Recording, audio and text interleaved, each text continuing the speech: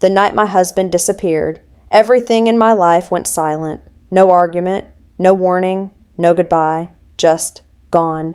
I still remember waking up that morning, reaching out to his side of the bed, and feeling nothing but cold sheets.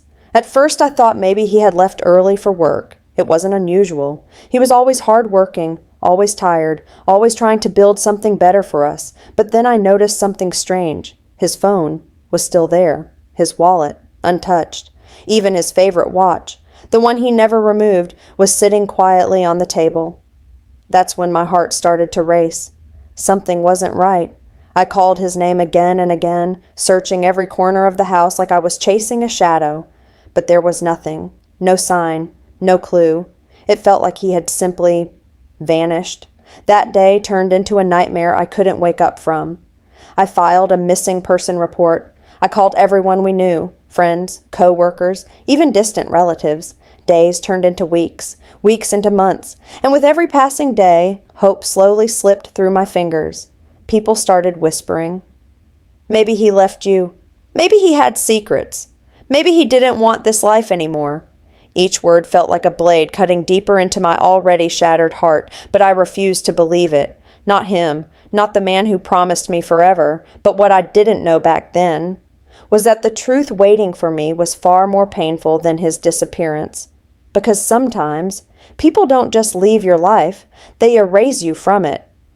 6 months later, I saw him, not in a dream, not in a memory, in real life. It happened on a random afternoon. I had gone to another city to handle some paperwork, something small, something ordinary. I wasn't expecting anything to change that day, but then everything did. I saw a man across the street, wearing torn clothes, covered in dust, carrying bricks on his shoulders like life had crushed him. At first I almost looked away, but something about him stopped me. The way he walked, the way he slightly tilted his head, my heart skipped a beat. No, it couldn't be. I took a few hesitant steps closer, and then he turned, and my world collapsed all over again. It was him, my husband, the man who disappeared without a trace, was standing right in front of me, living like a stranger, like someone I had never known. I couldn't breathe. I ran toward him, my voice shaking. Why did you leave me like that?" He froze. For a moment, he looked like he had seen a ghost, but then his eyes changed. Cold, distant, like I meant nothing. "I didn't leave," he said quietly. "I chose a different life." Those words destroyed me. A different life? What about our life? What about me? I demanded answers, but the truth he gave me felt even worse than silence. He had been planning it for months, saving money secretly, building connections somewhere else, preparing to disappear completely. And then he said something I will never forget. "I felt trapped," he admitted. "I wanted freedom. I didn't want responsibility anymore." Freedom.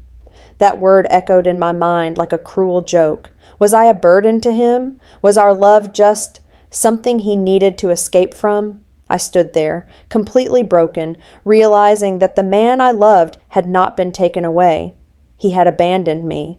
But what hurt the most wasn't just that he left. It was how easily he erased me from his life. That day, something inside me changed.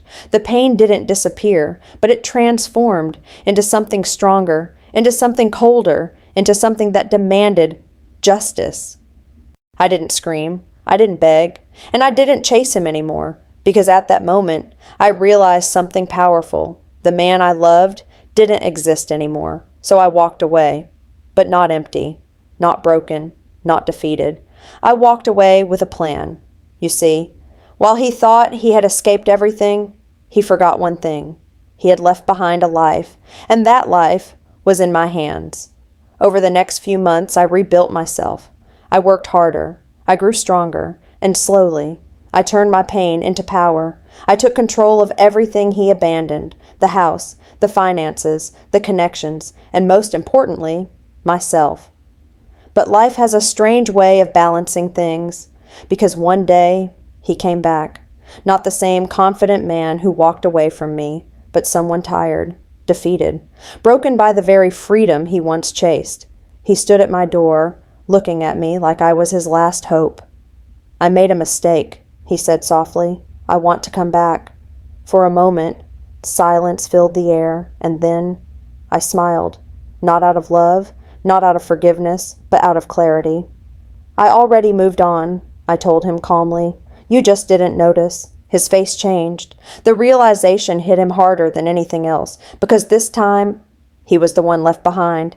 He walked away slowly, just like he had done to me, but now he understood what it felt like. And as I closed that door, I felt something I hadn't felt in months: peace.